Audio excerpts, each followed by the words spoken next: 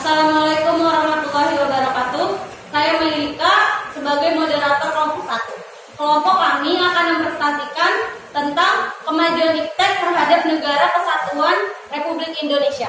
Yang pertama ada pengertian IPTEK. Pengertian IPTEK akan dijelaskan oleh Silviana. Pengertian IPTEK artinya itu ilmu pengetahuan dan teknologi. Ilmu pengetahuan diidentifikasikan sebagai proses mengamati, mengidentifikasi, eksperimen, deskripsi, penyelidikan, dan penjelasan teoritis tentang fenomena alam tersebut. Kalau teknologi itu kumpulan teknik dan proses yang digunakan dalam barang dan jasa, serta pencapaian tujuannya seperti penyelidikan ilmiah. Jadi, pengetahuan mencakup studi sistematis tentang struktur, perilaku dunia fisik serta alam melalui pengamatan dan eksperimen. Sementara teknologi adalah penerapan pengetahuan ilmiah untuk praktisnya. Materi selanjutnya ada pengaruh positif IPTEK terhadap kehidupan bermasyarakat, berbangsa, dan bernegara yang akan dijelaskan oleh Siva Syafrida. Saya Siva Syafrida. Di sini saya akan membahas materi pengaruh positif kemajuan IPTEK bagi kehidupan bermasyarakat, berbangsa, dan bernegara. Di sini ada 3 aspek. Yang pertama itu aspek politik. Tidak dipungkiri bahwa kemajuan IPTEK telah menanamkan nilai-nilai dalam kehidupan politik di bangsa Indonesia yang selama ini dianggap tabu. Tabu adalah larangan sosial karena dianggap tidak sopan atau tidak baik untuk dilakukan. Pengaruh positif IPTEK pada aspek politik yaitu mempermudah masyarakat menyampaikan pertanyaan, aspirasi atau pendapat kepada pemerintah, membantu mewujudkan good government. Good government itu suatu penyelenggara manajemen pembangunan yang solid dan bertanggung jawab atau pemerintahan yang baik. Yang ketiga adalah meningkatkan nilai-nilai keterbukaan, kebebasan, dan demokrasi sehingga menciptakan pemerintahan yang bersih, baik, adil, dan aspiratif. Yang kedua ada aspek ekonomi. Pengaruh kemajuan IPTEK bagi kehidupan ekonomi dapat kita ambil. Di antaranya yang pertama, investasi asing atau penanaman modal di Indonesia semakin meningkat. Yang kedua, pasar internasional semakin terbuka bagi produk lokal atau produk dalam negeri. Yang ketiga, mendorong para pengusaha untuk meningkatkan efisiensi dan menghasilkan dan menghilangkan biaya tinggi. Yang keempat, meningkatkan kesempatan kerja atau devisa negara. Yang ketiga itu ada aspek sosial budaya. Kemajuan teknologi dan informasi yang ditandai dengan munculnya internet dan makin canggihnya alat-alat komunikasi secara langsung telah mempermudah kita mencari informasi dari belahan bumi lainnya. Pengaruh positif bagi dalam aspek sosial budaya adalah yang pertama, masyarakat Indonesia bahkan pemerintah dapat mencontoh etos kerja tinggi dari negara lain agar lebih produktif. Yang kedua, pemerintah dapat belajar dari negara lain saat terjadinya masalah kepada negara.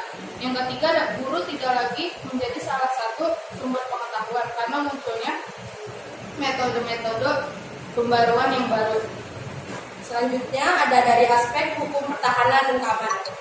Yang pertama ada makin menguatnya supremasi hukum, demokratisasi dan tuntutan terhadap hak asasi manusia.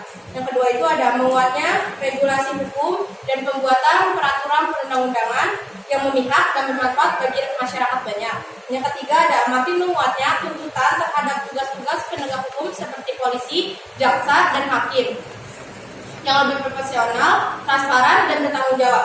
Yang keempat ada menguatnya supremasi sipil dengan mendudukan tentara dan polisi untuk menjaga keamanan, kedaulatan, dan ketertiban negara.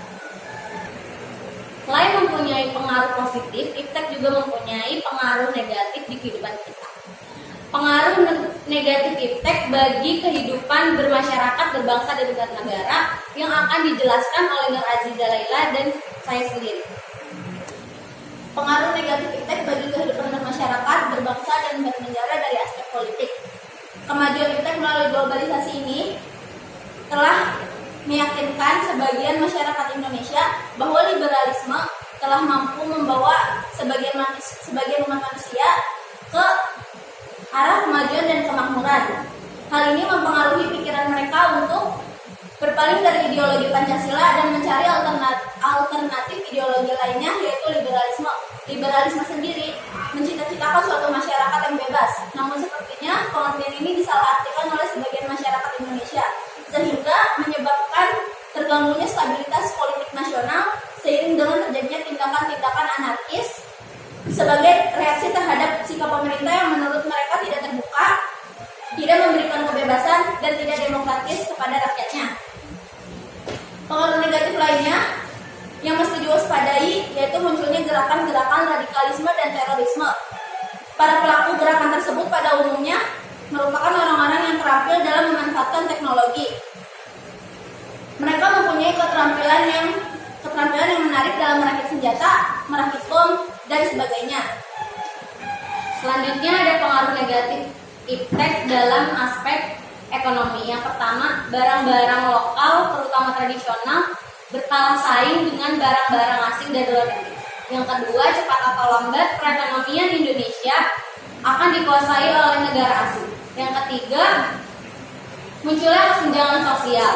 Yang keempat, pemerintah hanya sebagai regulator pengaturan ekonomi yang mekanismenya ditentukan oleh pasar. Yang kelima, sektor ekonomi rakyat yang diberikan subsidi semakin berkurang dan koperasi yang sulit dikembangkan.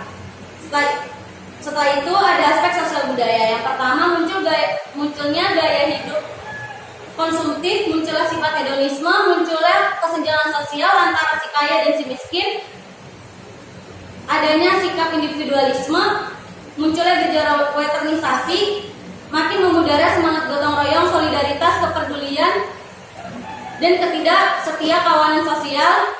Yang ketujuh, makin lunturnya nilai-nilai keagamaan dalam kehidupan sehari-hari. Kemudian yang terakhir, ada dampak negatif dari aspek hukum, pertahanan, dan keamanan. Dewasa ini makin gencar bermunculan aksi terorisme yang dilakukan karena penyalahgunaan satelit untuk berkomunikasi atau melacak tempat-tempat tertentu untuk melakukan sebuah tindakan kejahatan. Begitu pula dalam mencari keanggotaan ataupun ikut untuk mengikuti suatu gerakan tersebut. Dampak negatif lain yang timbul dari aspek ini yaitu tindakan anarkis dari masyarakat yang dapat mengganggu stabilitas nasional, pertahanan, bahkan persatuan dan kesatuan bangsa. Selain itu, peran masyarakat dalam menjaga keamanan, ketertiban, dan kedaulatan negara semakin berkurang. Untuk itu, kita sebagai pemuda-pemudi Indonesia harus menggunakan teknologi dengan bijak dan harus mencari kebenaran informasi sebelum menyebarkannya agar dampak negatif dari iptek ini dapat berkurang atau menghilang. Sekian presentasi dari kelompok kami, kurang lebihnya mohon maaf. Wassalamualaikum warahmatullahi wabarakatuh.